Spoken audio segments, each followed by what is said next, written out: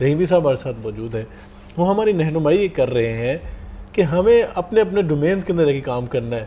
کسی کے دوسرے کے دائرہ کار میں مطلب جو جید علماء کرام ہے جہاں پہ انہوں نے بات کرنی ہے اپنے نالج کے اعتبار سے, علم کے اعتبار سے, وہ ایک کام لے میں نہیں کر سکتا.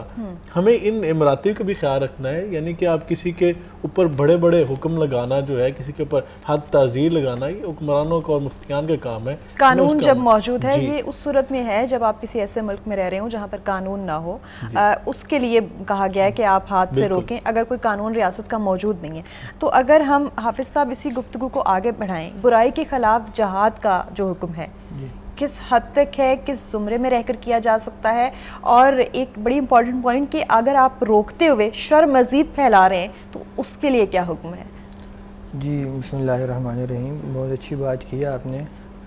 برائی کو جب ہم نے روکنا ہے تو پھر ایسا نہ ہو کہ برائی کو روکتے ہوئے ہم فساد پھیلانے کی زمین میں مرتکب ہو جائیں, کیونکہ اگر ہم ایسے حالات پیدا کریں برائی کو روکتے ہوئے, ریاستی طاقت کو چیلنج کریں, جس سے امن خراب ہو, جس سے حالات بجائے بہتر ہونے کے مزید خراب ہو جائیں, تو اسلام اس چیز سے ہمیں روکتا ہے. اس لیے ہم نے تمام تر چیزوں کو ملحوظ خاطر رکھنا ہے. اس لیے اللہ تعالیٰ نے فرمایا کہ اگر آپ کے پاس استطاعت, اللہ کے نبی نے فرمایا کہ اگر آپ کے پاس استطاعت نہیں ہے ہاتھ سے روکنے کی تو آپ زبان سے روکیں.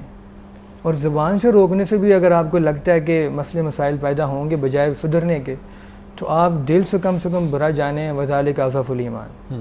اب یہ اضعف اس میں تفضیل کا صیغہ ہے, سپرلیٹو ڈگری ہے, مطلب یہ سب سے کمزور ترین درجہ ہے. اگر آپ کسی برائی کو دیکھ کر دل سے بھی اسے برا نہیں جان رہے. اس میں ایک پوائنٹ ایڈ کر دیجیے گا کہ ایک طرف دل سے برا جاننا اور دوسرا کسی کو حقیر سمجھنا, کمتر سمجھنا کہ وہ برا کام کر رہا ہے تو یہ تو دھتکارا ہوا ہے, اللہ کی رحمت سے محروم ہے, اور اس طرح کی سوچ بھی, اور جب آپ خود نیکی کر رہے ہوتے ہیں اور اس پر تکبر کرنا, جی اس کو بھی ذرا یہ تو دیکھیں نا, اگر ہم نیکی پر غرور کریں گے تو وہ ہماری نیکی ضائع ہو جائے گی. اللہ فرماتے ہیں کہ پھر اللہ تعالیٰ حبط اعمال کو اللہ ضائع کر دیتے ہیں. اور کسی کو حقیر سمجھنا اور کسی کے بارے میں فیصلہ کر لینا ہمارے دائر اختیار میں نہیں ہے. آپ سب نے حدیث سنی ہوگی کہ ایک گناہ گار عورت تھی جو جہنم کے مطلب قریب تھی, لیکن ایک بلی کو, پیاسی بلی کو پانی پلانے پر اللہ تعالیٰ نے اس کی جنت کا فیصلہ کر دیا.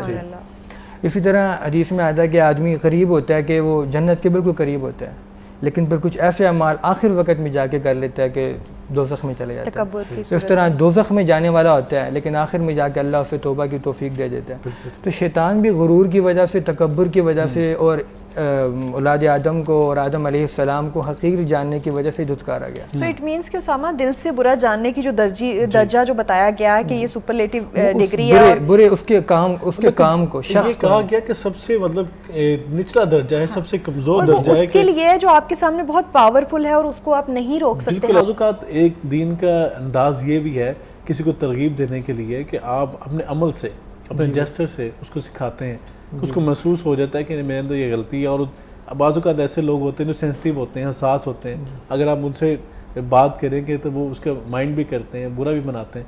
لیکن کیا کوئی ایسا انداز بندہ اپنا سکتا ہے کہ آپ کے عمل کو دیکھ کے وہ بندہ جو ہے وہ سمجھ جائے کہ میں یہ غلط کر رہا تھا تو یہ عمل ٹھیک ہے تو اس کو میں کروں؟ جی بالکل, آپ نے بالکل صحیح بات کی ہے, اور بلکہ یہ جو عمل والا انداز ہے یہ زیادہ مؤثر کن ہے. صحیح. نبی پاک علیہ الصلوۃ والسلام کی جو احادیث ہمارے پاس آتی ہیں ان میں قولی احادیث ہوتی ہیں. قولی احادیث وہ ہوتی ہیں جو آپ علیہ الصلوۃ والسلام ارشادات اپنی زبان مبارکہ سے ارشاد فرماتے ہیں, اور فعلی اور عملی احادیث بھی ہوتی ہیں. عملی احادیث وہ ہوتی ہیں کہ صحابہ کرام نے نبی پاک علیہ الصلوۃ والسلام کو کچھ کرتے ہوئے دیکھا, تو جو نبی پاک علیہ الصلوۃ والسلام کا عمل ہے وہ بھی ہمارے لیے حجت ہوتا ہے.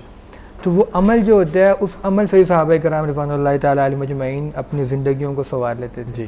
تو یہ عملی تبلیغ تو بہت ہی مؤثر ذریعہ ہے. بالکل ایسے, کیونکہ زبان سے ہو سکتا ہے کسی کو دل آزاری ہو یا تکلیف ہو. تو آپ اگر اپنے بچے کو نماز سکھانا چاہتے ہیں تو آپ اسے نماز پڑھ کے دکھائیں.